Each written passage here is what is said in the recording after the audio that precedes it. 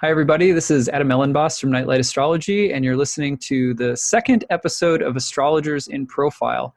So the purpose of this show is to highlight the stories and work of professional astrologers.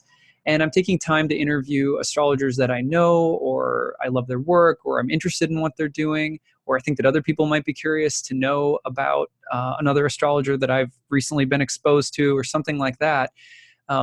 And the basic reason that I'm doing this is because I believe that there's a lot of information about astrology out there. You can learn about theory, you can learn how to read charts, there's a lot of good astrologers you can get readings from, but sometimes nobody really knows what astrologers are like, or what we're like as people, or how we came to be interested in astrology. So I'm trying to use this platform to help bring some of the stories and narrative of the life of astrology to more people. I think it's really interesting. I studied memoir writing in my graduate degree, and so I'm hopeful that this show will bring out the humanness of the entire field of astrology. So at any rate, with that being said, I'm glad to welcome my guest today, Jo Gleason. Thanks for having me, Adam. Yeah, you bet. So I'm going to tell you a little bit about Jo, and then we'll dive in. Jo is an astrologer and writer based in Oklahoma City, Oklahoma. And although she got into astrology in her late teens, she really began dedicated study after discovering the work of Project Hindsight, several years later. And then after several terms at Kepler College, Jo adjusted her focus to studying more of a traditional approach, looking into Hellenistic astrology with Chris Brennan and planetary magic with Austin Coppock. So Jo is currently on staff with the State of the Art Astrology Conference as the program flyer designer and social media manager. And she joined the Association for Young Astrologers board in 2016 as social media manager, and transitioned in the role of vice president in June of 2018. She's actually, I think, a super clever social media person in general. Recently started this hashtag on Twitter called Actual Astrologer Culture that is just hilarious and wonderful. Hopefully we'll get into more of that. But I'm really happy to have you here, Jo. Thanks. I'm super excited to be here. Right on. So, well, let's start from the beginning. How did you get into astrology? So, like many people, when I was, 12, 13, and in my teen years, I thought horoscopes were quite mystical, and I thought it was really fascinating. But I also kind of, I grew up in the Bible Belt. I also thought it was like kind of naughty, like you shouldn't read those. So pretty much in my teen years, I didn't. When I was 19, though, I was probably 17, 18. My girlfriends and I, when we were on break at work, we would and when we were having like really tough days, we'd go look up our horoscopes on our phones and like look at several different ones until one sounded right and described like how terrible our boss was being or whatever. But I actually started really getting into it and allowing myself to explore it when I was probably 20. I kind of had a big spiritual breakthrough where I abandoned sort of the religion that I was raised in, and we could probably talk a little bit more about that later, but I had kind of a breakthrough and I felt quite liberated, and so I decided to study anything that I was previously afraid to. So I actually started with palmistry. I was super into it. Interesting. I would like take people's palm prints at work on our lunch breaks and like study them. It was you were one of the creepy people who would come up to you at the party and be like, let me see your palm? Or honestly, I 100% was. Dude, That's it was great. Pretty cringy at some point. I was like crystals, palmistry. Oh my God, the full moon is tonight. Like I also kind of had no idea what I was doing. Right. But I was very passionate. Yeah. Oh my gosh, totally. Well, that actually makes me really curious to hear a little bit. I mean, let's just go right for it. So I grew up in the Christian church. I was a preacher's kid. So I'm guessing middle America. You grew up in Oklahoma? Yeah, born and raised here. So it was a Christian church or something like that? Something similar? Yeah, when I was born, I'm the youngest of three children. We were still in a Nazarene church. Mm-hmm. So Nazarene for a little bit. And then when I was probably 4 or 5, we left the Nazarene church and kind of church hopped and did sort of private Bible studies. And we did all kinds of things. But yeah, it was very, my parents are actually still quite religious. And so I was really steeped in that. And I've never been a rebel. It's just not something in my personality. So I was like very into it. I was very committed because I love like rules. Like I think structure is really great. When I was younger, I mean, like I've loosened up a lot, obviously, since I was like the overachiever teenager, which I totally was. But yeah, so I just grew up in a very strong, tight-knit Christian family here in Oklahoma. You know? Yeah. Have you tried the well, it was the star that led them to Jesus thing on your parents yet, or? Okay, it's funny you asked that. My dad and I nerd out about this stuff. Like, I literally gave him that book by Michael Molnar called The Star of Bethlehem. It's that astronomer who wrote, have you read that book? I've heard It's of a it. great book. Yeah, I think it's a great book. He was like, well, I'll just like learn like Hellenistic astrology and just like study this. And it's a great book. I gave it to my dad and like we like did a little book club thing about it. So that's cool. Yeah, so it's actually really cool. So for all that one might be said about the more conservative elements of the Christian tradition, one thing is for certain is that there are a certain breed of Christian parents that are good to have, in the sense that because they're worried about your eternal soul, they stay in touch with you and they want to be involved in your life, you know? It's so true. It's so true. I could not have said it better myself. That's awesome. Yeah. So you're in this environment growing up. Was there anything, I mean, do you remember some of the first times that you actually got exposed to astrology? Do you have any specific memories?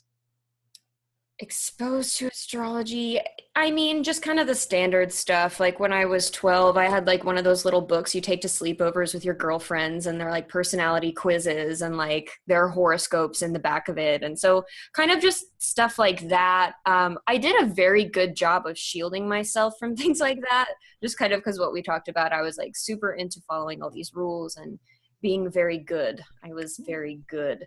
And so I reduced my own exposure to stuff like that. If I even saw it coming, I turned and went the other way. I mostly just sought it out myself, honestly. And when I did, you know, the whole world opens up once you release your fears around metaphysical things. And so I just Googled everything. So it was really just early stuff like that.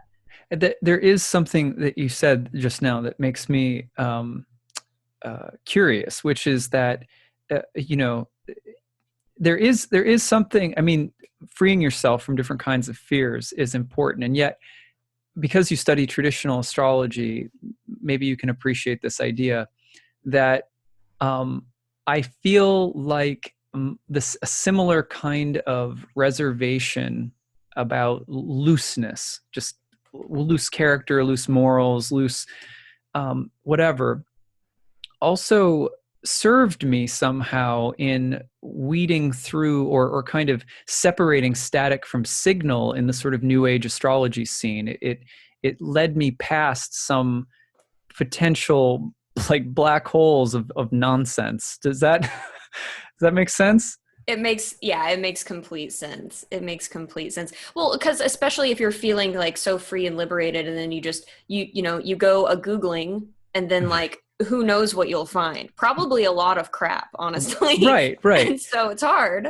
There's something saturnine in what your description in some ways of like your childhood or whatever that resonates with my own, I'm thinking of. But something about that saturnine background, in other words, is somehow essential for being drawn to a particular mood or flavor or style of astrology, and perhaps also helped you avoid things that were, too, there's a lot of things that posture themselves as being really authoritative, but if you have a strong Saturn, or if you have that strong kind of sense of rules and boundaries, you're able to also pick up on, what's true and what's maybe not so true. Yeah, definitely. Yeah, and my husband actually played a pretty big role in kind of being an influence that taught me to be very discerning when it came to these things, because he's an extremely intelligent person, and he's very, like, he has a really critical eye, and he always wants to understand things. So very early on, when I was just like, oh my gosh, like, let me tell you about this, my Mercury sign, it's so me. And he's like, how do they know any of this? Right, right. And early on, I was like, what do you mean? It feels true. And he was like, where did they get literally any of this? So Right, right. he was more skeptical back then as well. But I was like, oh my gosh, he's right. I should be very critical about this. So it's like his good influence kind of helped to trigger the kind of natural Saturnine and Mercurial stuff in my own personality that helped me kind of weed through some of the more questionable stuff. Right. It's a funny thing how there is some need to be really the very things that could potentially block us in a path, like a doubt that you have about something, actually helps us sort of, one of my teachers says this all the time, that it helps you triangulate in on the truth or essence of something. So I can certainly appreciate that impulse. And yet I'm guessing that because you yourself are quite intelligent and smart, that you went after those questions then. And now I'm guessing because you're an astrologer and you're still together, I'm guessing he's sort of, you've given him some decent explanations that he's satisfied with on some level. Oh yeah, for sure. I mean, going from like literally, why do they say Mercury is the communication planet, to me like studying Hellenistic astrology and the history of astrology, and of course being very obsessed with it and talking to him about it all the time. It's like we both kind of learned together, me directly and him indirectly through me, just like the incredibly rich history and legacy of astrology, kind of where it came from. And he also got much more into spiritual pursuits as well. And his mind kind of opened up a little bit and softened around some of the pretty hardline skepticism that he had when he was younger. Right. That's actually an interesting topic that a lot of times you don't hear about with astrologers, is what is it like to be married to an astrologer? I can say, especially you're lucky if, as an astrologer, you're married to someone who cares to hear you talk about a subject all the time, because really that's what is, in some ways, that's what's unique about astrology, is that people who are into it, at least in my experience, and tell me what you think too, Joe, but we talk about it like it's kind of like you get bit by the bug and then you just are a walking astrology talkathon for the rest of your life. Honestly, that's pretty true. I mean, it's just like when you study it and you practice it, it's like I can't not see astrological symbolism in everything. Like, for example, I'm going to be involved with like a photo shoot project later this year it's not astrology related, just with a friend of mine who owns a business. And to kind of like get the theme going and stuff, one of the stylists was like, send me 2 words that kind of describe your style and 2 words that describe your personality. And I literally couldn't do it without using astrological terms. And I was like, oh my God. Right. Like I literally can't. So yeah, the symbolism is so woven through our world. It's like, once you see it, you can't unsee it. Right. So yeah, Astrology Spouses, #Astrology Spouses kind of have to contend with that. To deal with it. And it's unfair. Like if we're in a fight with your spouse and they're an astrologer, it's like we have like an extra weapon, that's maybe not fair. I don't know. It's like, well, Mars is right on your ascendant right now, so you need to chill. Yeah, exactly. We've made deals in my marriage where, it's sort of like I used to analyze everything, and now I kind of have to compartmentalize a little bit, especially when there's conflict or when we're having disagreements about like how to raise our kids or what, like I can't just be like, well, I know the chart and you don't know astrology. So, it doesn't really work. Yeah, and like I joke and I kid about like using it as a weapon in arguments and stuff, but I honestly don't. I'm very careful about making sure that I don't use it like that, because I don't think that's a very good use of it. I do try to also kind of keep it compartmentalized and use the astrology that I do know and that I do see running through everything to give me greater context for better communication.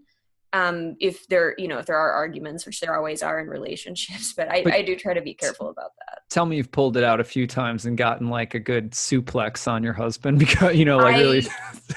Honestly, yeah, I have like a couple stories that I'll probably tell you when we stop recording. But okay, yeah, good. That sounds fun. Oh yeah, we all have a couple of those. Well, and the other thing that I've noticed, and I don't have like a full, a good sample size of testing this out or anything, but I've noticed that astrologers often marry people who are also obsessed with a topic. So, my wife, for example, is an herbalist, and I've just noticed that, like, to be in a relationship with someone who's also passionate about something and sharing back and forth like that, it seems to me like astrologers also are on the lookout for people who are passionate intellectually, because astrology, though it's a spiritual science, is also I think it's really intellectually stimulating. So you kind of need maybe a partner as an astrologer who's intellectually stimulating. What do you think?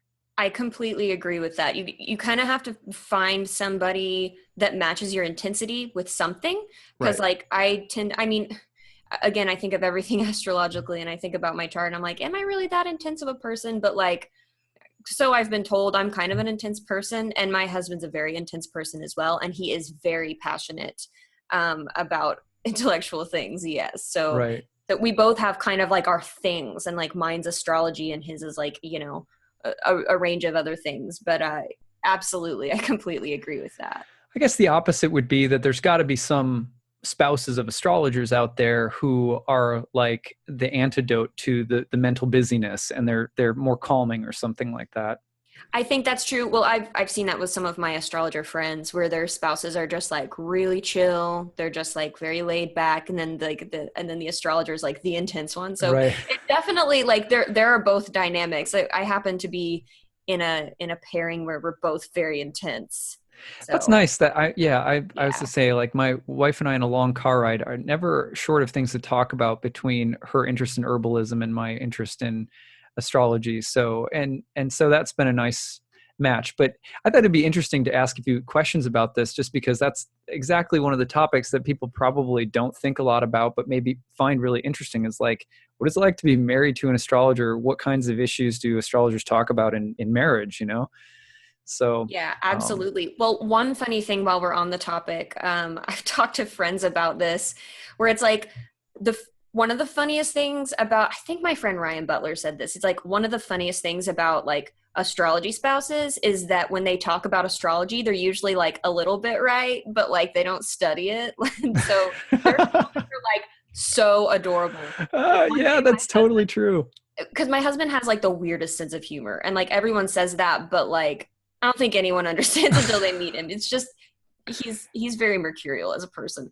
And he one day we were just like cooking or something, and he was joking. We were talking about like salsa and like really hot salsas and salsa brands, because we love salsa. So he was like, do you want to make a salsa with me? Like, we can call it malefic conjunctions, and really hot. And I was like, that is so cute. Like little things like that, where like he knows what malefic planets are, and he knows that Mars is like excessively hot, and Right. like That's awesome. there's so many cute little things like that. Yeah, my my one of the things I've noticed is, like, sometimes my wife will be like giving a friend or someone that she knows little astrological advice based on, her sort of peripheral understanding through me. And then if I come into the room, she'll be like, and she'll be like, well, he should be that. And I'm like, no, no, no, keep going. That's awesome. I'm really happy that you're doing that. And, whatever. So I'm like, I'm glad to know that she's like in the closet as like an expert herself sometimes. Yeah. You wonder like how much do they really know, but they just don't talk about it constantly. Right. Like, Exactly. Exactly. yeah. Well, also probably because, as soon as someone starts talking about astrology, I think astrologers are also sometimes, well, I can only speak for myself, but I think we can be a little competitive, right? So, or at least we are like, our ears sort of pin back and we're like, oh, you're talking about this. And then we immediately start thinking of how to like enter into the battle arena of ideas with astrology. And like, I think that could be intimidating maybe. So, I think you're right. I've actually thought about that recently, because I like observe myself doing it, and I try to like not jump into conversations like that too much.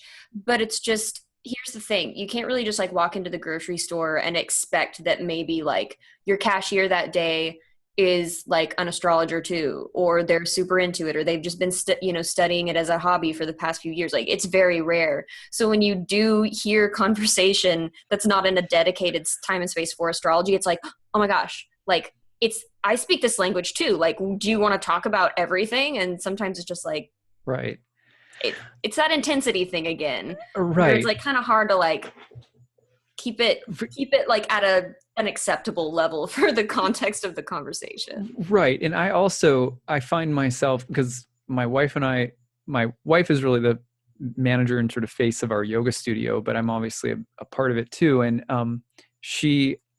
we often have people in the studio, talking about all sorts of esoteric topics, and they don't necessarily know who I am or that I'm an astrologer or whatever, that I'm the owner of the place or anything. Or in public, like even at the grocery store, this has happened to me before, where someone will start talking about astrology, and it will be so off the base, like not good astrology at all, that I'll want to step in and be like, all right, look, like,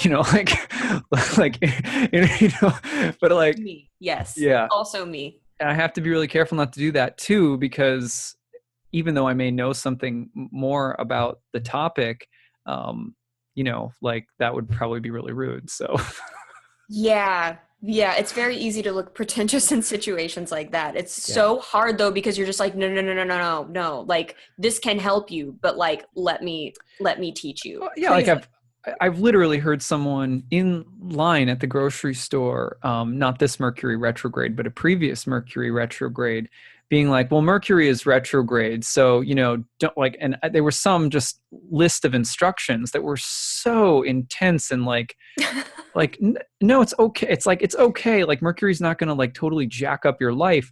And I wanted to say something, but then I was like, better not. So, but yeah, I think the other thing is that, astrology, although it's a professional career for many people, for a huge amount of people, it's a serious passion, hobby, but not something they do professionally.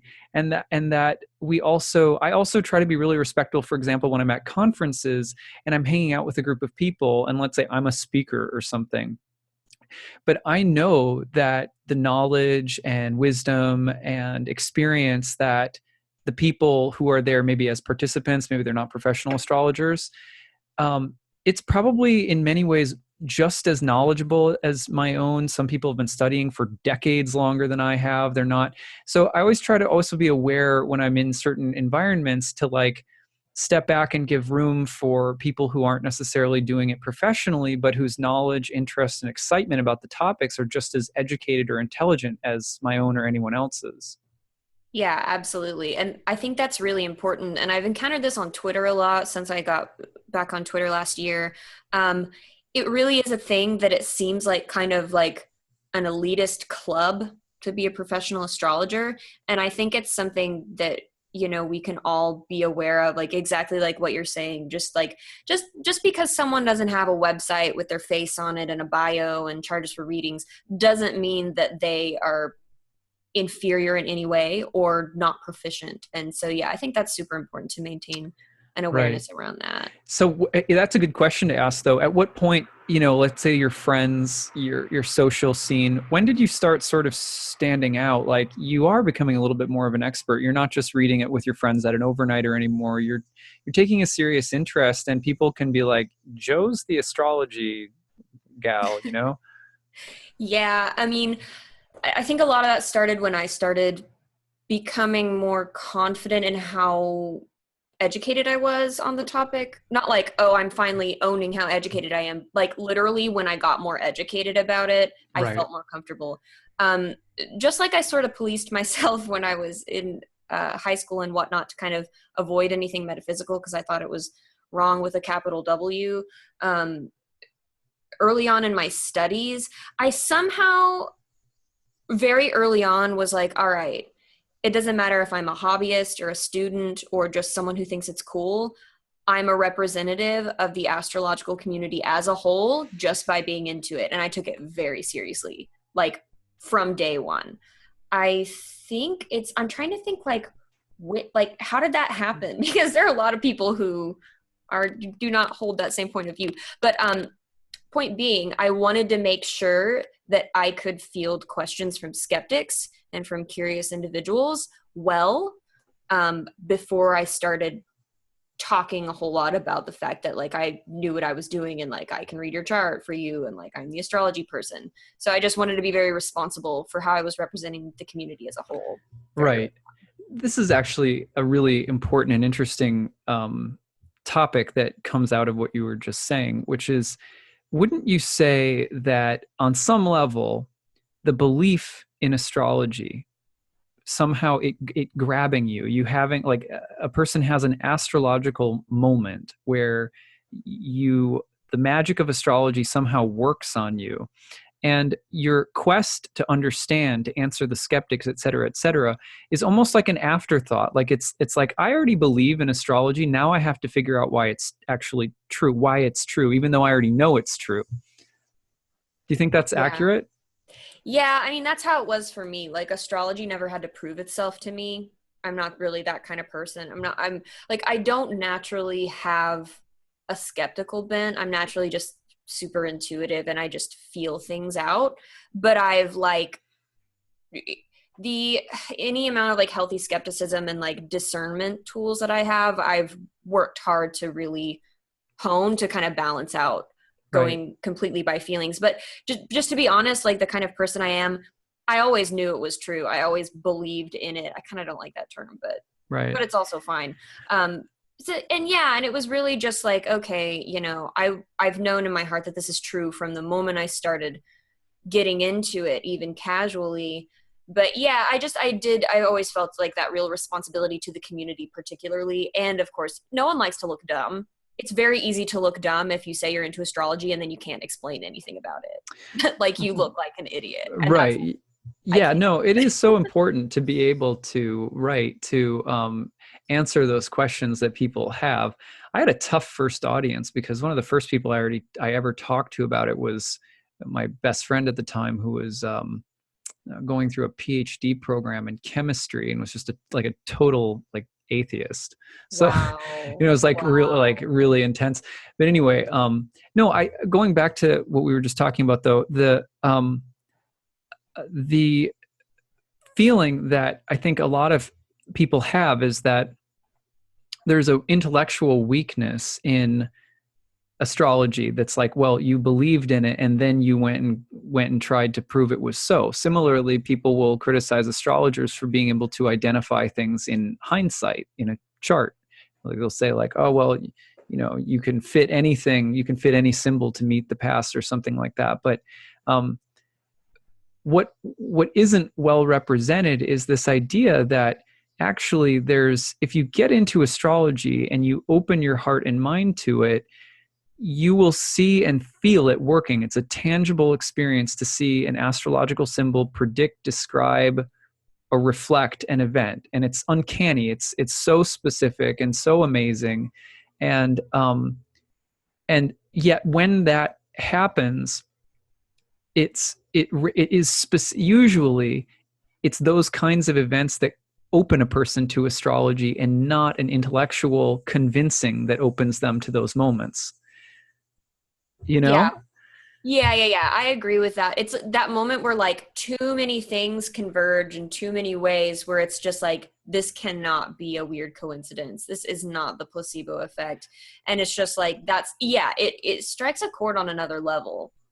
Right. There's not just the intellectual level. Yeah. And the word belief, when people hear the word belief, like I believe in astrology, it's sort of like the problem that you have if you say you believe in God or you believe in the universe or some higher power or something, that skeptics or people who inherently already, without necessarily any reason, by the way, don't believe in something, right? They're kind of just camped out in their doubt, and it's a kind of dogma of its own at times. But they will say, well, it's your believing in it that makes it so. That's why I think people like you and I might be hesitant to say we believe in something, because a general conception out there is that, oh, your believing in it is what makes it so. And what we're actually saying is that no, like this is a language that works from practitioner to practitioner. We can all use it to describe or predict the same things or very similar things. And you have an experience with it. There might be something like astrological faith that what you're experiencing can't be explained away. But it's not that you're just believing in something and that's what makes it so with astrology. Yeah, what I always tell people, actually kind of my brother-in-law, my husband's brother is also like kind of a natural skeptic and really intellectual. What I told him starting out, because he was one of the really skeptical ones where he's like, yeah, but like Right. what are you? It's like, it's not a belief system. There's no like belief required. You don't have to convert to astrology. Like that's not required at all. It's not something you have to believe in. It's something you observe. Like it's simply observable. And that's what I told him early on. And he's actually come around to where like he's really interested in the technical aspects of it because he loves it. It's a system that's very fun for his mind. And so that's what I tell people a lot of times when I want to avoid the belief conversation is it's not a belief system. It's not a religion. It's a system. And you can observe it. It's like a language. That's brilliant. Yeah. Same thing we say in yoga when people say, what do I have to believe in if I start yoga at our studio? We say, you don't have to believe in anything. Just do yoga and see how the results are, And then the natural wisdom of the yogic tradition starts to make sense because you're feeling the results of meditation and yoga in your body, and in your mind and so forth. So yeah, I think that's up. But wouldn't you say that in general, that's kind of how people come to astrology on some level? I guess that's what I'm trying to get at, is that it seems like consistent with your story, with Chris's story that we did in the first episode, with my own story, and hopefully we'll see this repeated. And I'd like to hear from other astrologers and see if it repeats, but it's that not only the way that you come to astrology is like that, where it's that you have an experience, it convinces you, and then you have to go and learn about it. But also the call to study astrology sort of seizes you like any other kind of calling in life, where you can't think about or do anything other than it. And the funny thing is with astrology, I don't meet a lot of people who are like lifetime students of astrology or professional astrologers who don't feel that at some point astrology didn't sort of grab their entire being. Yeah, absolutely. I immediately felt just like that hunger and that eagerness to where like I could not learn enough. Like I couldn't put the books down. Like I couldn't stop learning it because I was just like, how deep does this go? How much of me can this describe? Because I started, just referencing my own chart like many people. And then it was just like, how much of my life can this describe? How much of other people can this describe? And just seeing how it basically had no end. Like it could basically describe anything you could throw at it. Like it could kind of explain anything. It was just like, oh my goodness. And that was obviously extremely compelling. And it's like it completely grabbed me. Right. So when it did kind of start taking over, there had to have been a moment where like you were like, oh crap, I gotta hide this from my parents. They're into church. And like how did you handle that portion of your journey with astrology? I mean, I would say a lot of it was handled before I got super into astrology because I got more into like Wicca and witchcraft first, which didn't last very long. But it was weird. Like I kind of was a little more out of what you warmed them up to astrology with witchcraft is what you're saying. Right. Okay. I'm just kidding. Okay. Yeah. I mean, they're probably just glad I'm not like publicly identifying as a witch at this point. I had a little moment several years ago where I was like gonna reclaim the word or whatever. I mean, I'm not currently in that place, but yeah. I mean, I was just getting really into crystals and like just kind of new agey stuff in general, and like I kind of eased them into it. I didn't straight up tell them like, oh, I'm Wiccan now, or anything like that. I kind of was just like, this is actually just really good for you, like energetic practices, like they can heal your body and they can heal your mind, and like I'm doing so much better with this and this and this, and kind of like ease them into new agey stuff in general. And then once they kind of got used to the fact that I was like energy, like there's some book early on that like my parents actually ended up buying that was like about like energy healing medicine or something. I don't know. It was like a Hay House book. Because my parents are into kind of like alternative healing as well. And like, they're not super into like big pharma and stuff like that. So I eased them into it that way. And then by the time I was really like studying astrology, I was like, no, but like, there's a lot of history to this as well. And so I started kind of bringing in like the intellectual stuff to temper out how freaking weird astrology sounds from the outside and how completely absurd it is. So they saw me approaching it with discernment, and that put them at ease for sure. Gotcha. Yeah, that's cool. I mean, in a sense, you're lucky because Very lucky. it's a crapshoot how parents within the middle American Christian tradition would respond to things like that. So that's really pretty cool.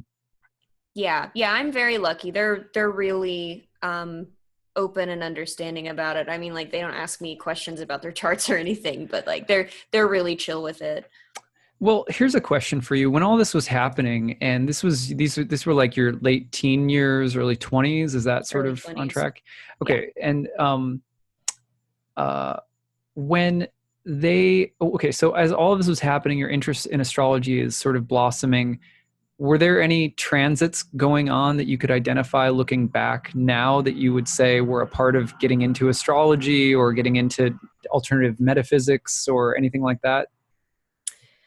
Actually, right around when I started getting really into all this stuff, Uranus had just ingressed into my ninth house. Ah, there you go. So, I mean, Bingo. that's pretty good stuff. I mean, I think I've looked back on it before to see like exactly what was happening, but I don't know if I've really looked back recently, actually in the past several years. I think when I was at Kepler, they had us look back and see kind of what transits were going on when we got into astrology, but I don't particularly remember them, but it was pretty Uranian in general how I got into this stuff. It was like kind of a snap decision and just like boom, like the wall in front of me shattered and I just stepped into like this whole new phase in my life. So. Right. Okay. Yeah, that makes sense. And for those who are listening who may not be aware, the ninth house would be the place of astrology or spiritual topics or higher education, mysticism, divination, things like that. And Uranus, of course, is a planet associated with breakthroughs, with moving outside of tradition and innovation and disruption to the norms or status quo. So that would definitely be I mean, I just did a bunch of Uranus and Taurus reports for people. And every time the ninth house came up, I was like, you could start getting into some crazy topics that are totally, different from what you're used to or whatever. Yeah, totally. So that's not exactly how I didn't actually talk like that or say those words, but yeah. Okay. So you went to Kepler. Did you go to Kepler, actually out west or in person, or did you go with their online program at the time? I did it online. Yeah. Yeah. Yeah. Well, Chris went to Kepler too as our first interview. And so you were coming in on the side of Kepler where things were starting to change at Kepler, right? I think it had probably been that way for a while. This wasn't too awfully long ago. It was many years after Chris went to Kepler and they were doing the accreditation thing for a little bit. So I think it was probably the changes you're referring to probably happened before I got there. So people who don't know, there's just Kepler College was one of the main sort of places you could go in the world really to be educated in astrology in a formal accredited sort of university style setting. But it did eventually lost accreditation because of some politics in the state. It's in is it Washington or Oregon? Washington. Oh man, It's one of the it's one of the two. I I can't don't recall. remember now for some reason. I think it's Washington. Yeah, it's Washington, I I think it's believe. Washington. So at any rate, I think the laws were changing and they were targeting Kepler though. And so at any rate, some of the quality of the program Chris was saying suffered a little bit because of that. And yet it's a great program. I've taught at Kepler a few times and, taking classes and stuff. There's still good stuff going on there for sure. So when did you first start taking clients? How did that happen? How did you go from studying to saying, okay, I think I want to read for people maybe?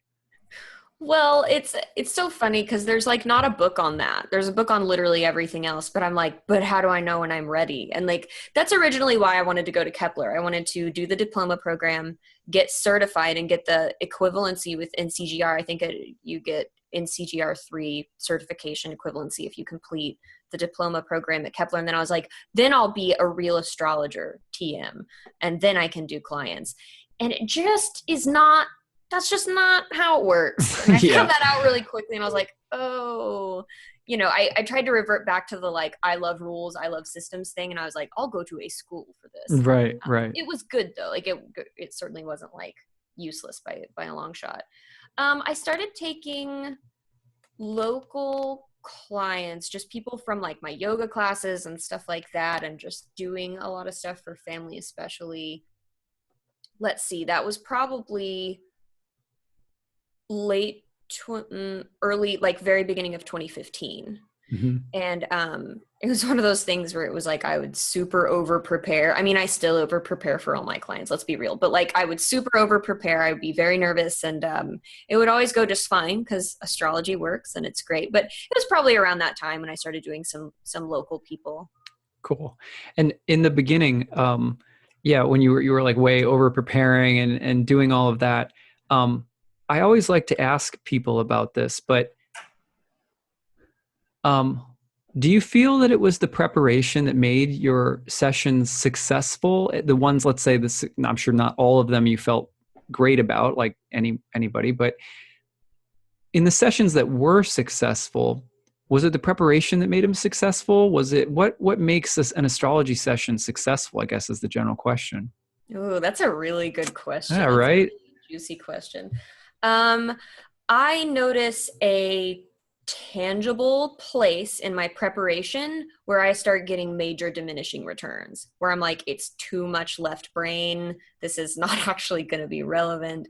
And you can, it may not be like this for everybody, but like I can energetically feel it very tangibly. And like, I just know when what I'm saying is more about my brain being very excited about putting bits and pieces together, and when it's no longer in resonance with the person in front of me.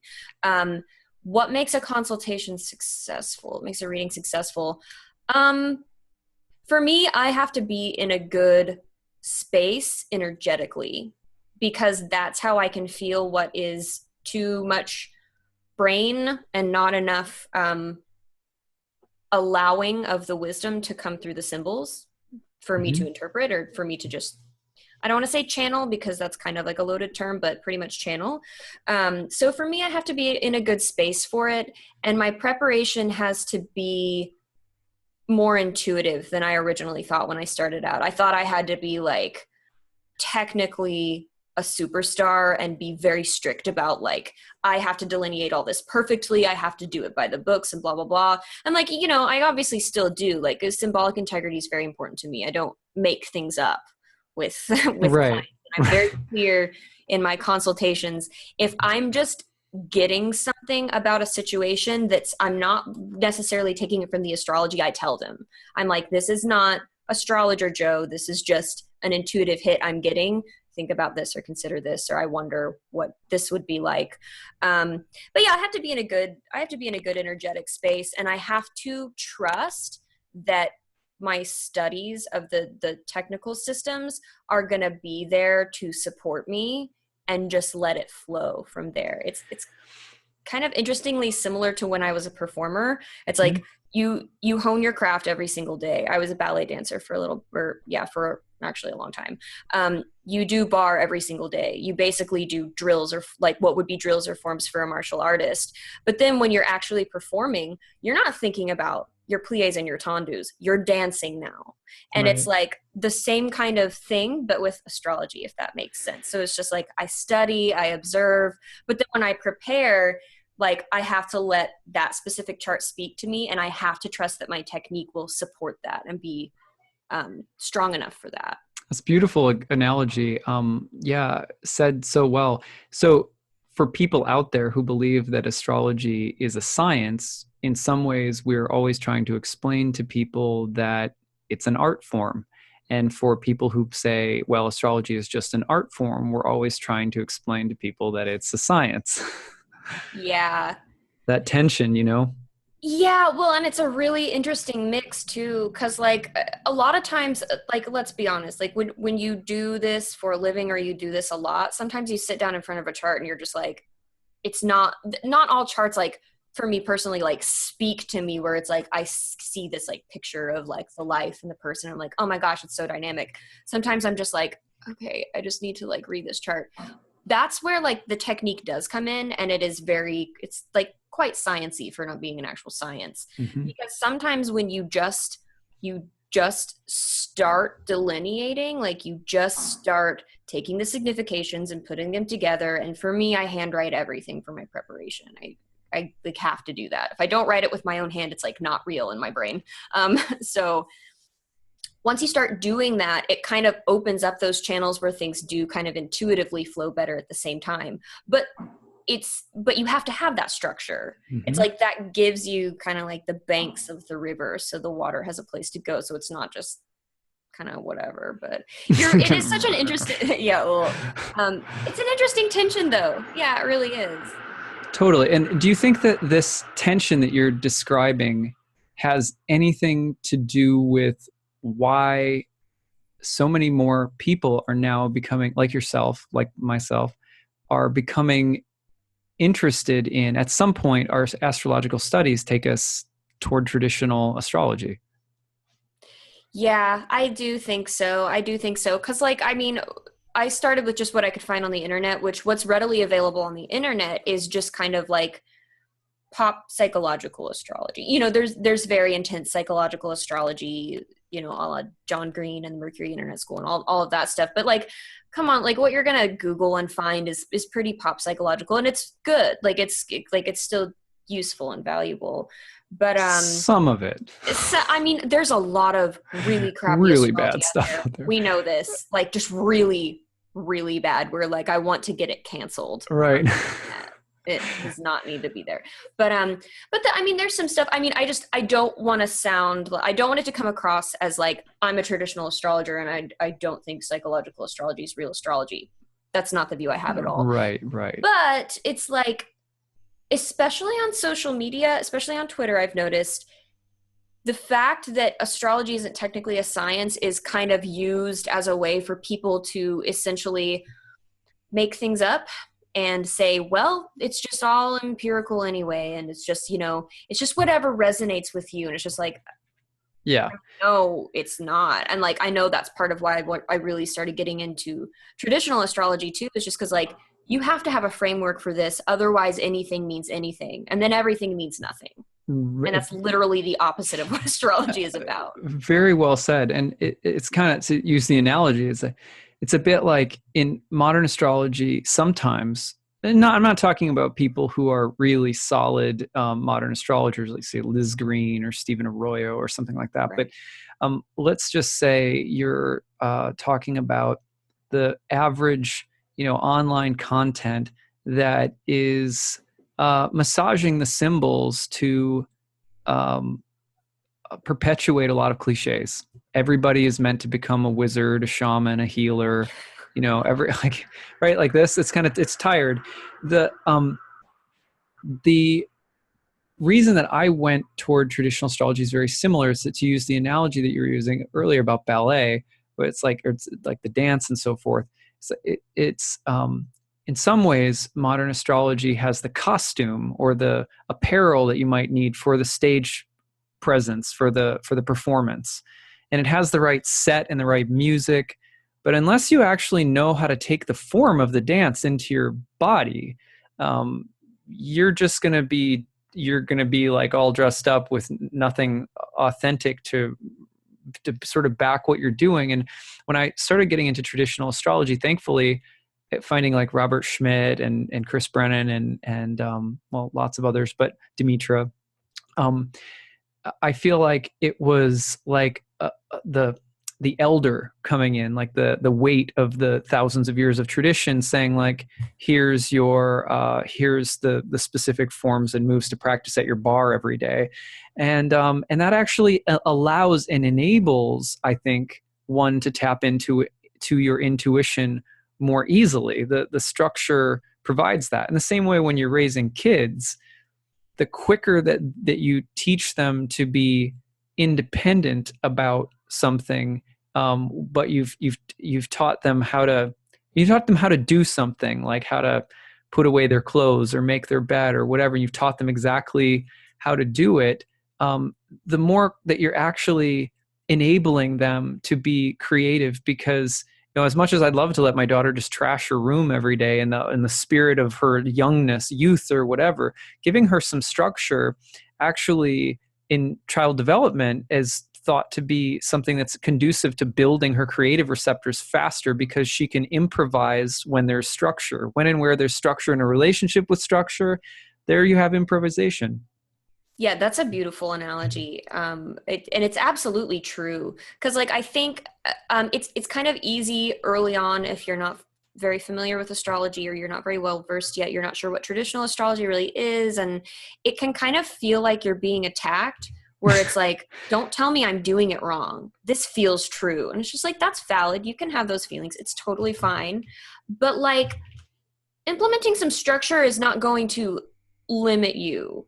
Ultimately, it can. So it can all, there are extremes in everything, but it absolutely does form this kind of relationship with the intuition, and it enhances both. Right. And that's really unique when it comes to astrology, and like, it's fascinating. But that's kind of how I try to encourage people who maybe do feel a little bit like taken aback, or just they just feel scolded when they're called out for like making things up basically about astrology that just simply aren't true. It's just like, no, I'm not just trying to scold you or be an elitist. It's just like, this will help you. This will help that intuitive stuff flow even better. You'll have more tools. Instead of one paintbrush, you'll have like 6 different kinds. Think of all the art you can create, right? Right. And I also think that tradition helps cut down on practitioner rivalry in some ways. The reason, in other ways, it can obviously, there can be just as much competition or jealousy or whatever. But here's the thing, is that when we all look at a chart and we have the same basic rules and tools that we use to interpret and delineate, even if there's artfulness and uniqueness amongst practitioners, because we have a shared language, there's a sense of respect for something that we all share that's bigger than our individual channeling artful improvisational skills. And when we share that with one another, there's I could understand how for somebody who doesn't know the language that it could feel elitist. But on the other hand, again, the sort of potential trouble with modern astrology is that you have lone gun, Wild West style practitioners going around like Clint Eastwood, like everyone's a maverick and everyone's got to, blow the town away with their interesting, unique style. And that's a lot of pressure on individuals. And it also turns into, pee-pee competitions at conferences and stuff like that. And I think that where you could be elitist with traditional astrology, like, oh, we're so great, we have the tradition or something. But it does give us something common where, like, neither of us are going to overlook a superior square in a chart from a malefic, or we're going to look at the same things, and something about that draws us together and creates more community too. And so that there are positives to the conversation about traditional astrology that I don't think are fully understood, especially by people who have a just sort of general anti-tradition vibe. Yeah, I completely agree. It's unifying, right? To have something like that, to feel like you're a part of a tradition, or you're a part of a legacy, you're carrying on a legacy. It's unifying, and it's kind of, it's part of the reason I really like this is like,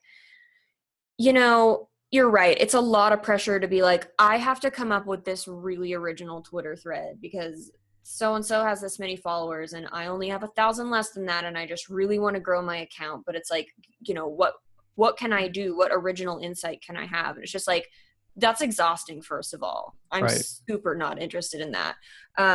But second of all, it's, if we're all kind of using the same foundation, that same unifying foundation, what you, I think, realize in the end of it, when you let go of that need to compete or that desire to make your original mark and have like your original astrology or whatever, it's like, oh no, but like it'll just sound like I'm saying the same thing everyone else does. And it's just like, listen, astrology will express itself to you in ways you could not even like make up.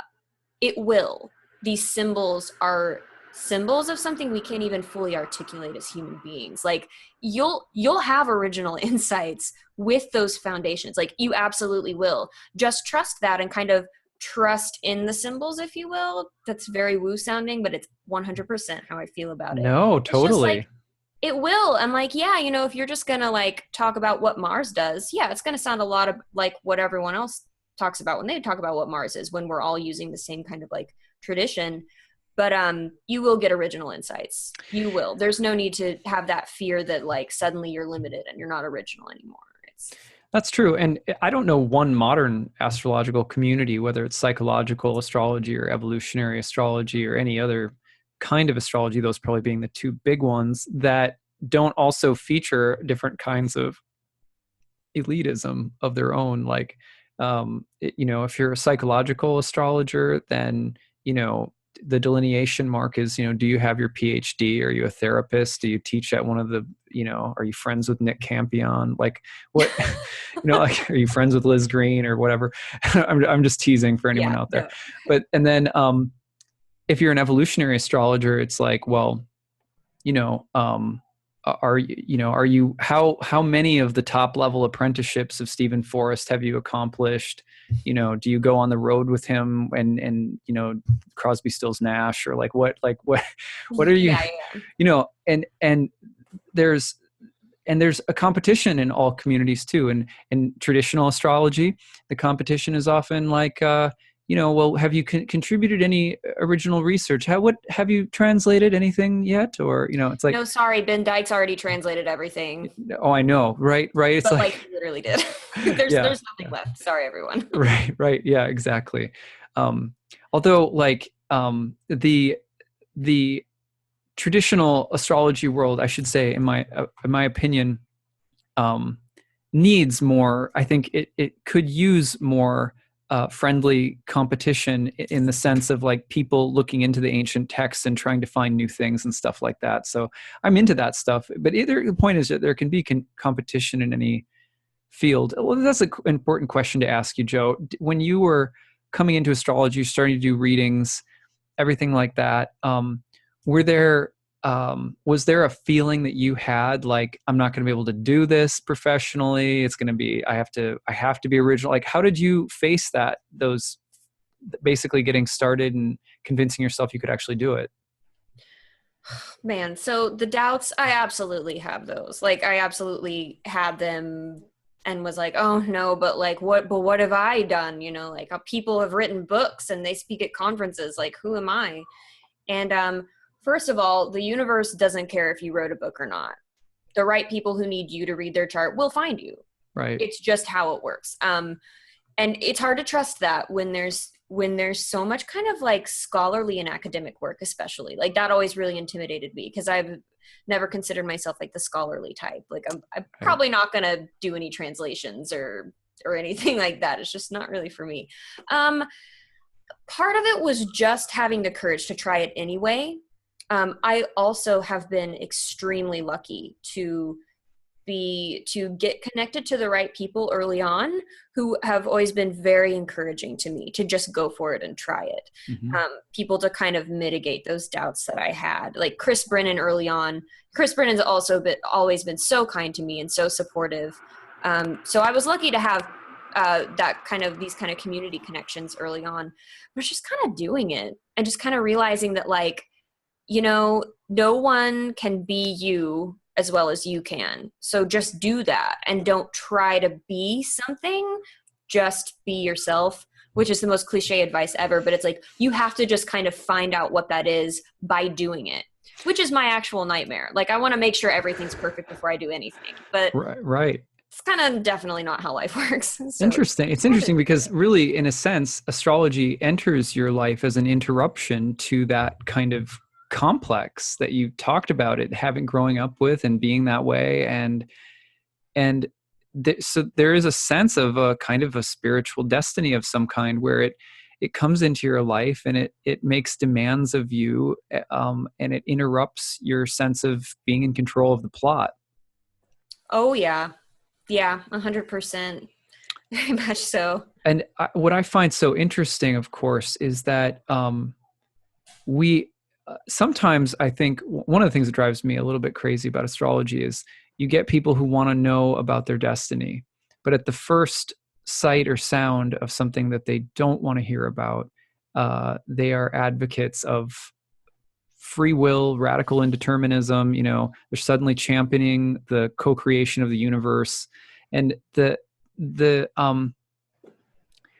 I think that one of the things that astrologers in our stories represent to the world is that when the stars call you, they take over, they grab your life. Destiny grabs a hold that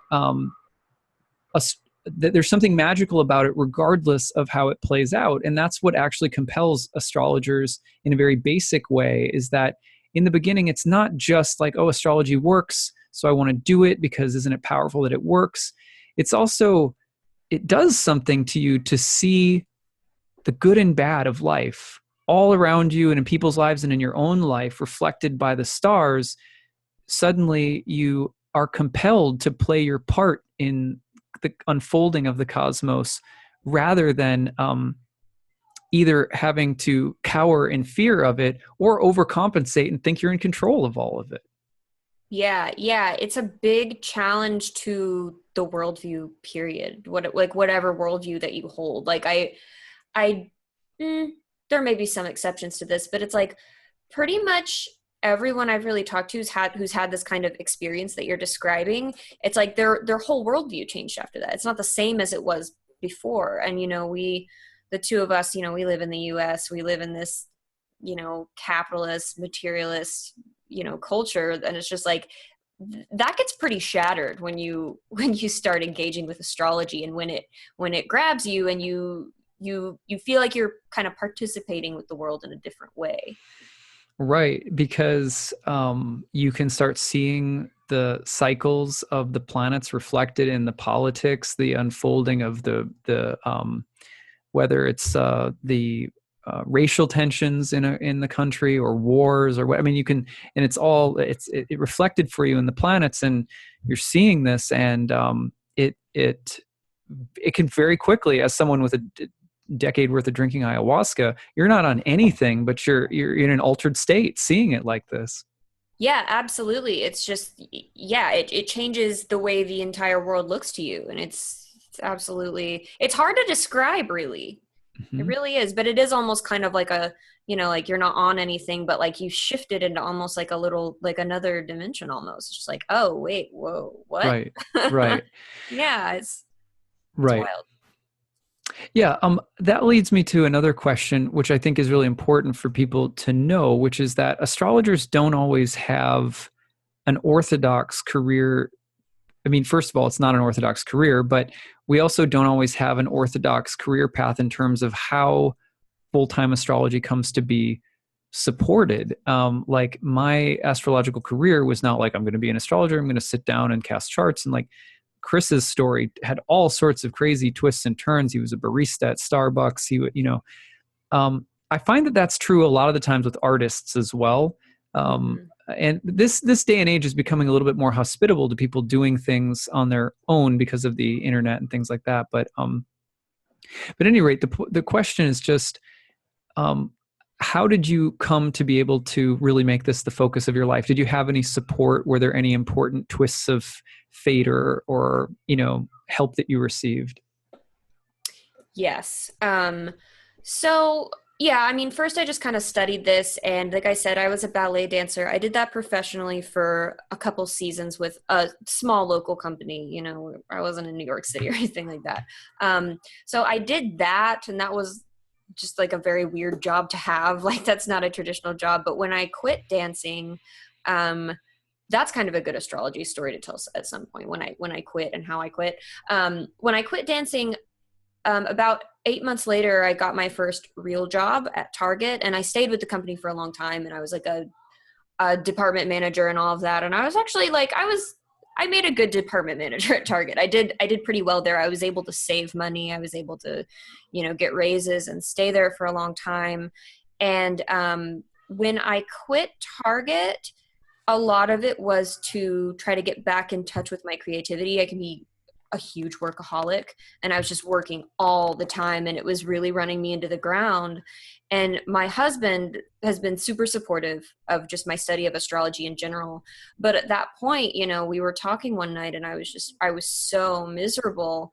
He was like, we'll be okay if you quit Target. Like, we have money saved and like all this stuff. And so he basically kind of put my mind at ease and was like, maybe don't be a workaholic for a while. Like, you can come home and work on your creative stuff and study astrology. So that's when I started doing that, when I got all that support from my husband, and he was able to make it work for both of us.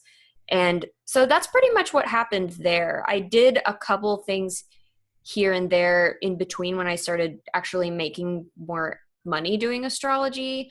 But it was just kind of small side things. And I helped him a lot with what he does for a living. We both work from home at this point. So I was able to kind of like help him and take some of the load off him and stuff. But yeah. That's really cool. I think it's important because I've never heard, at least very few stories from professional astrologers, people who make astrology the focus of their lives and make a living doing it on some level, that doesn't involve some form of assistance or help. But very few times do you ever see someone just being like, I like astrology, I'm going to study it, I'm going to open a practice, and it's going to be full time. And it has to grab you, it has to weave itself into your life over time.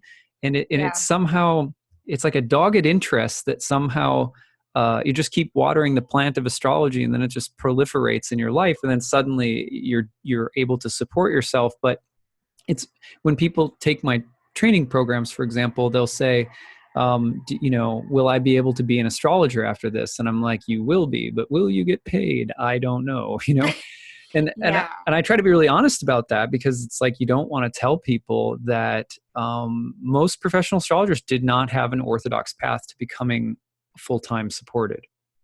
Right. And it's so individual to everyone, right? Like how and when people start reading charts, how much they charge, when they raise their prices, like how astrology kind of made its way into their life and how it kind of created a space for itself.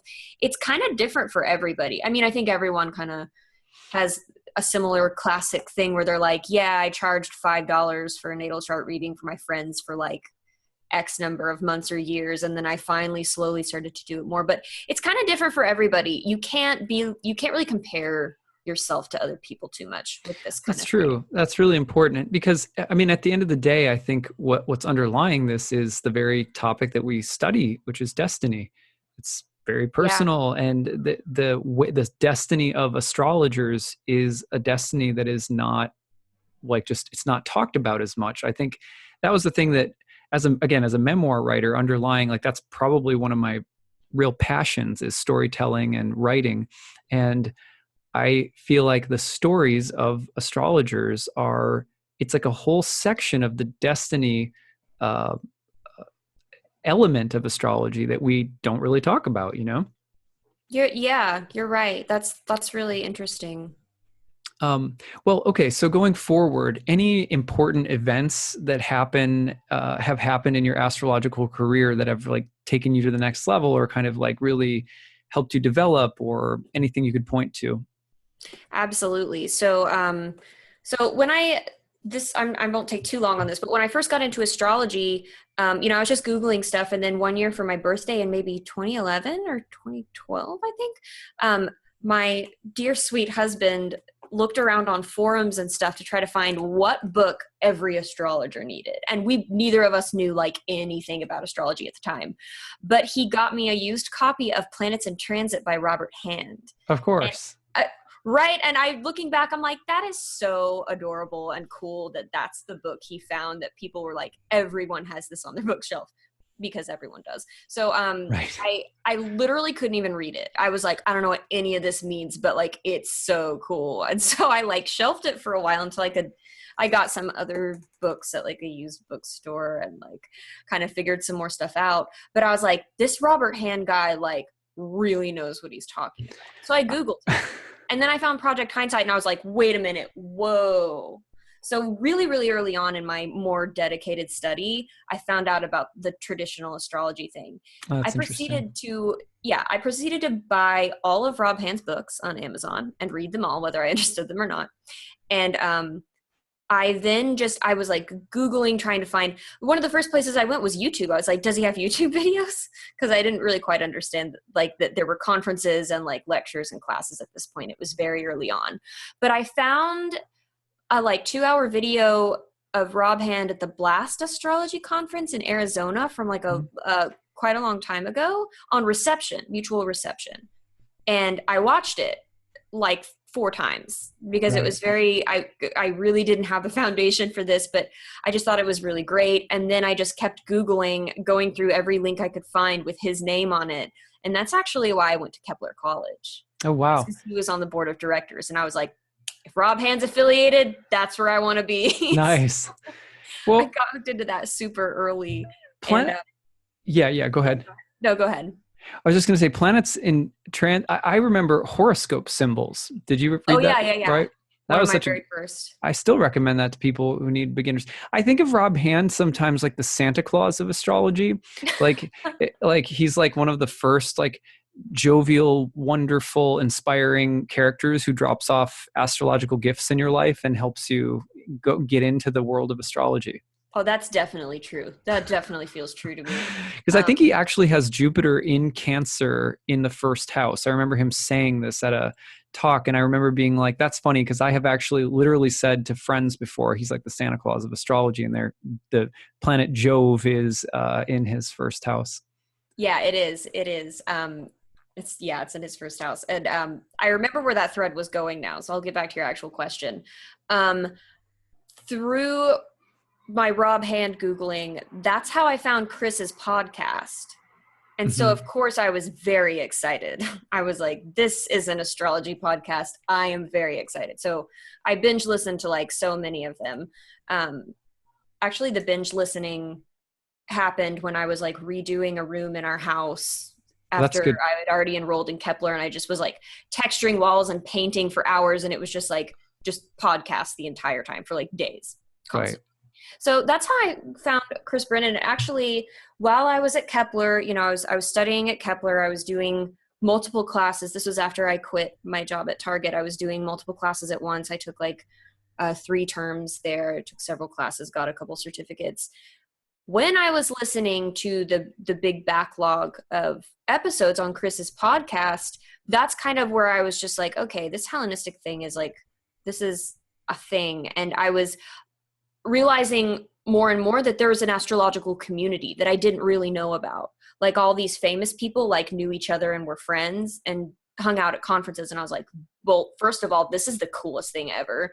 Didn't know that was a thing. Felt very isolated geographically and just in general, because astrology is weird. You're like in Oklahoma waving the astrology flag. Like, yeah, literally. Okay. And so what's an extrovert like me to do? I added Chris Brennan on Facebook. I built up a lot of courage, and I was like, the worst that can happen is he just doesn't accept it. So me being me. And then and then he accepted, and I was like, oh my gosh, I'm friends with Chris Brennan on Facebook. This is crazy. And Then I added Austin and Kelly, because that was right around the time that they started the forecast episodes. Mm-hmm. And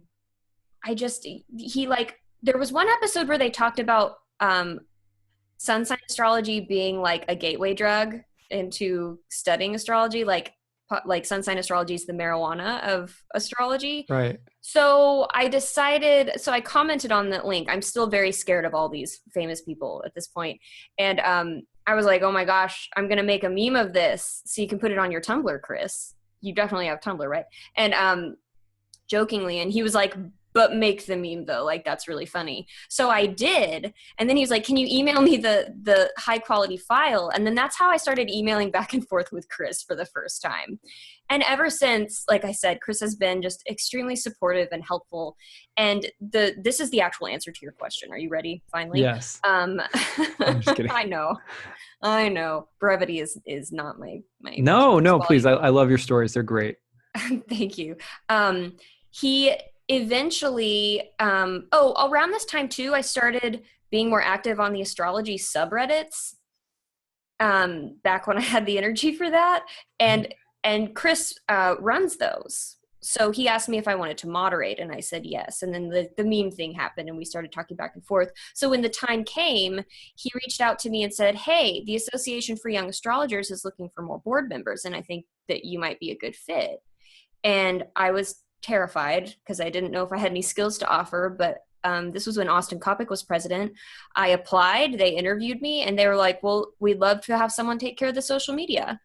And that's how I got hooked up into the Aya situation. So that was huge for me because I felt like I was integrating into the actual real community with astrologers whose names I recognized. I was learning about people I had no idea existed, these professionals. So that was a really big step for me, was joining Aya, not knowing what to do or how to do it or what I was even really going to do. But that was huge. And I have all the gratitude for Chris for that, because he's the one who recommended me.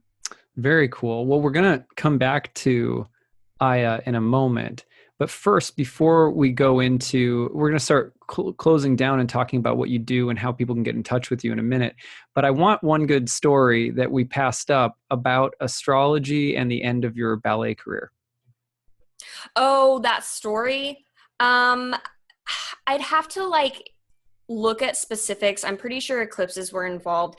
It's something, to be totally honest, when I left ballet, it was pretty traumatic. It was dramatic, and it was a really tough split, and it was a really big change in my life. And it's one of those things that's taken me a long time to really look at the astrology of it, just because it's something that for a long time I didn't like to think about. You know, this was like 9 years ago at this point, so it's better. So I can't, it's probably not the best story for right now because I can't recall all the specifics, but there's stuff there for sure. Was there, so you're saying, okay, so you need to do the research on the transits that were happening during the time. It was like just to be kind of general about it, so I don't have to literally grab the ephemeris, even though it's right here beside me, obviously.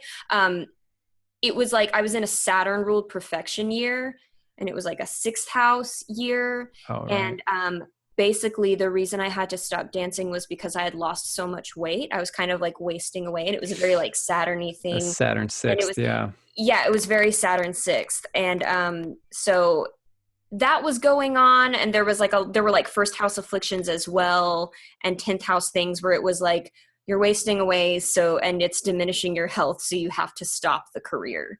So there was stuff, just kind of basic stuff, and the deeper you look at it, the more stuff lines up. It's just I don't have all the details in front of me. No, that's fine. But I mean, it was an important event for you, as I understand it, because it was somehow a critical letting go that was a part of bringing astrology in. Yeah.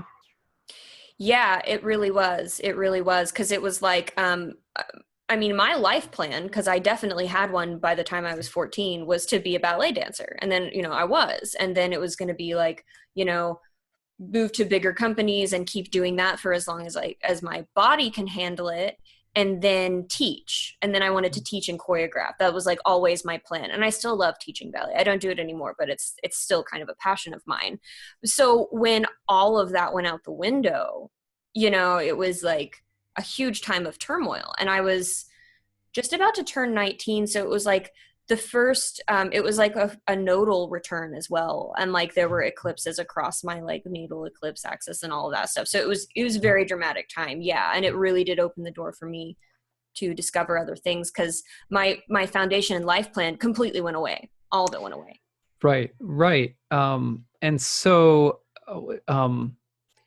just a point to make there is that our stories as astrologers also often involve having to say goodbye to the traditional career path or the traditional thing that we were doing.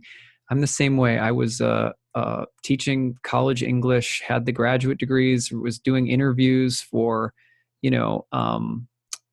community college teaching gigs and stuff like that, and then I moved to New York City, to do something totally different. Astrology came out of it.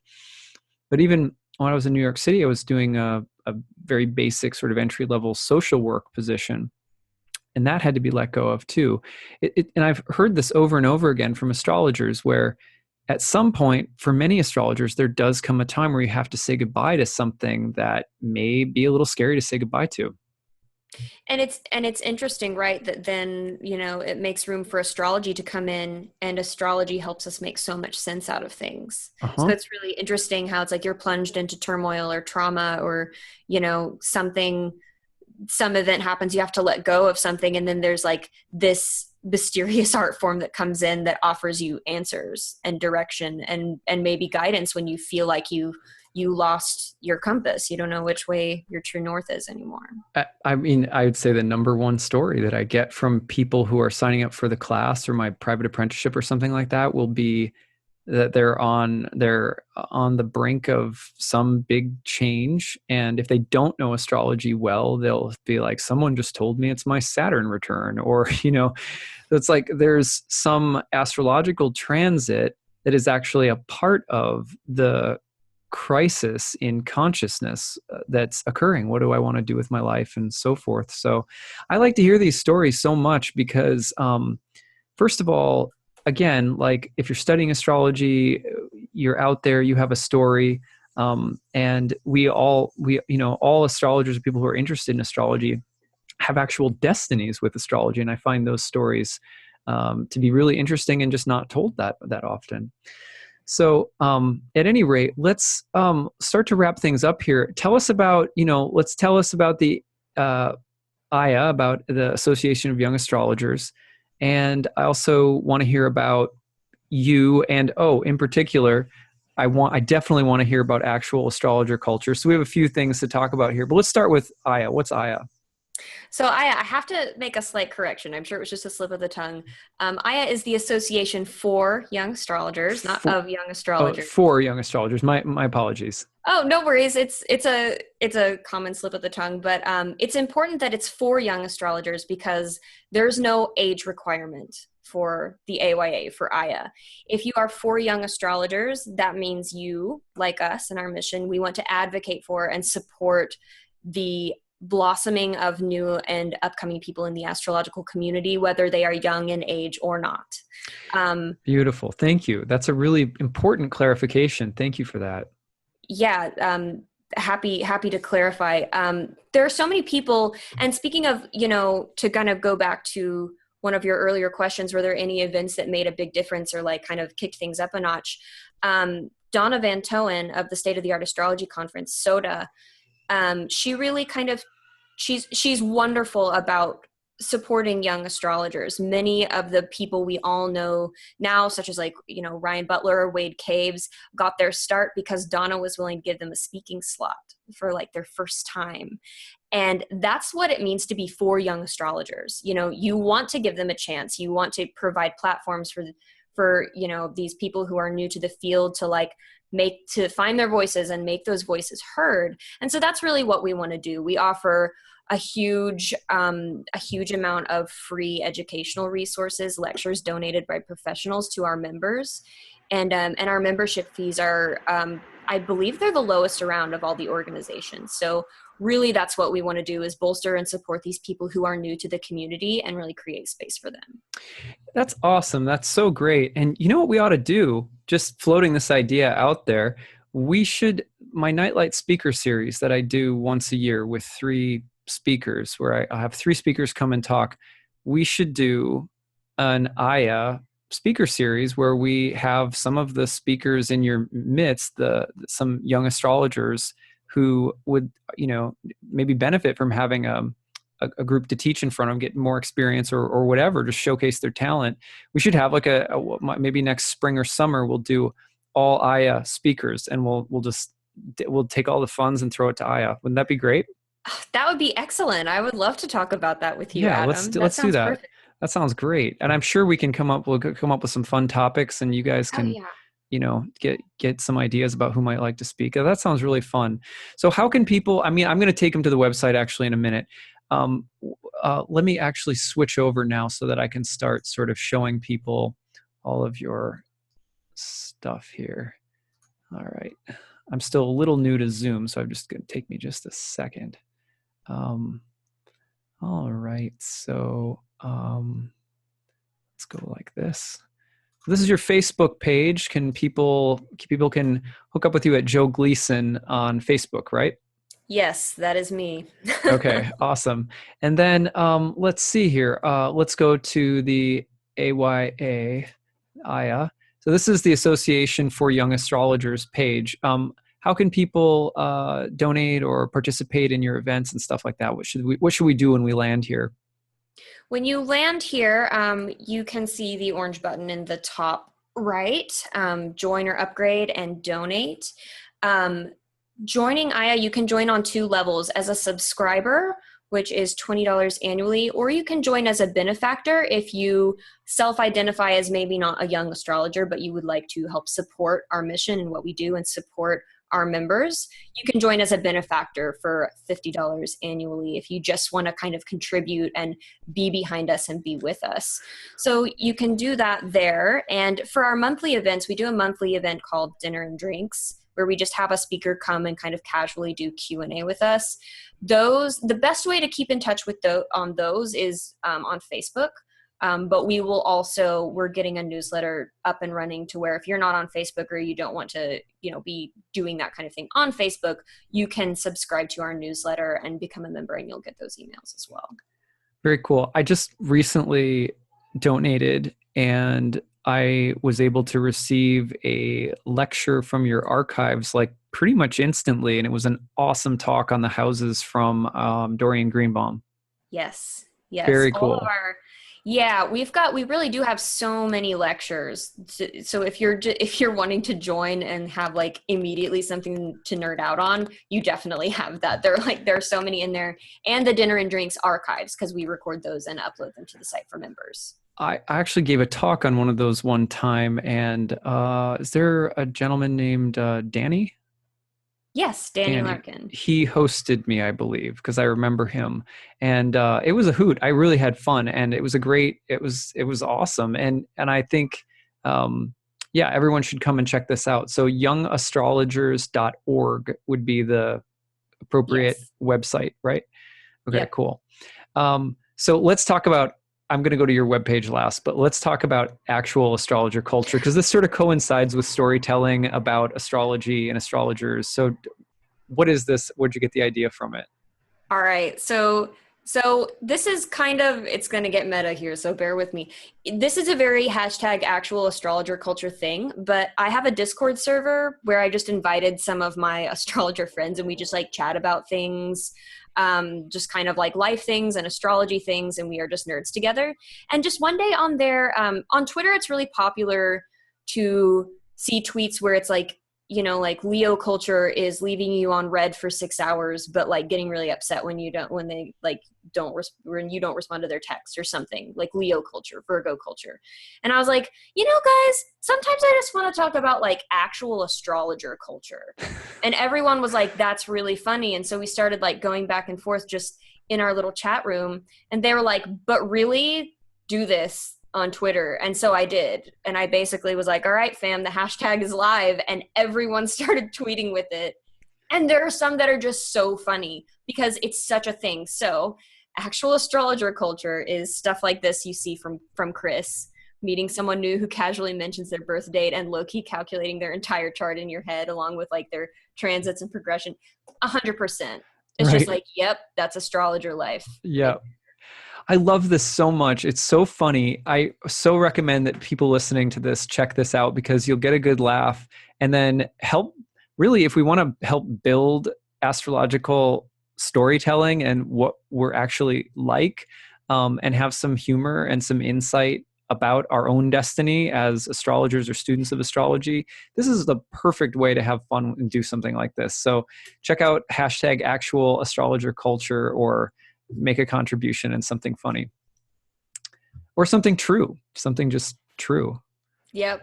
I think we all as astrologers have at least some moments where you're just sitting there and you're like, you know what? Only an astrologer would be thinking this or doing this. And like, that's actual astrologer culture. So right. It's fun stuff. Right. I'm just thinking just the other day how my brother-in-law was over here and he was talking about something, and I was in my head, I was like, oh yeah, because his moon, like we do this. I mean, this is just, I laughed my butt off when I saw this from Chris. So, And here's your Twitter account, which is just Amy Jo Gleason, but you go by Joe.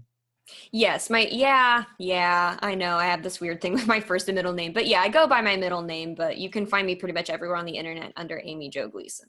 Very cool. Okay, and then let's go to your main website, which is just amyjogleason.com. Yes. And what can we do here? Tell us about what we should check out here. Well, I do have my consultation offerings. I have a little bit about myself. It's not my like super official bio like my Aya bio, but it's just a little bit more about me and my story.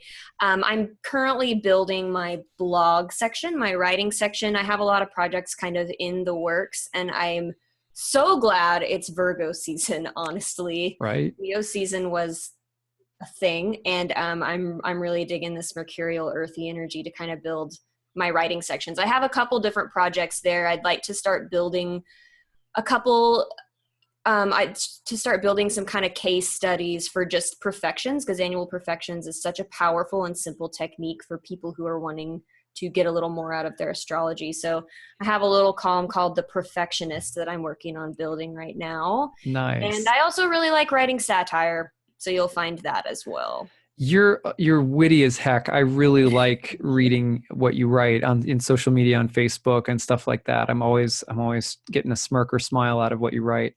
Now, that's something you do that's not necessarily advertised, but you have done a bunch of ghostwriting for horoscopes. We were on the astrology podcast with Chris Brennan. You were talking about how you have actually done ghostwriting of monthly horoscopes. So you know what it's like to grind as an astrological writer as well. Yeah, I sure do.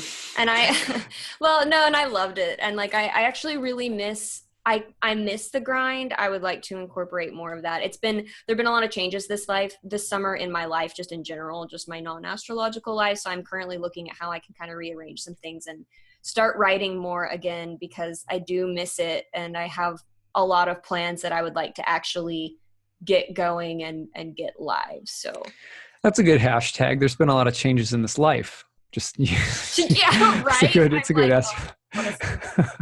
I'm just kidding. Well, it's been really wonderful to have you on this show, and I hope that we can, let's make it a reality with with Aya and doing a speaker series in 2019 that features young astrologers and is for young astrologers. That sounds awesome. And congratulations on just all the success that you've had, and just being a fantastic human being, because I think you're really cool, and I'm just very, very glad to have you on the show today.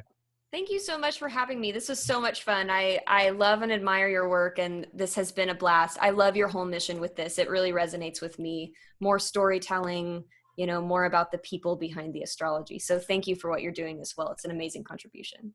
Awesome. Well, thank you everybody for listening. If you want to learn more about me or anything that I offer, you can check out nightlightastrology.com.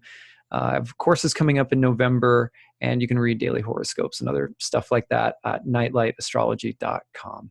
So thanks everybody. That's it for this episode. Thanks again, Joe, for being with us, and we will see you all next time. Thanks.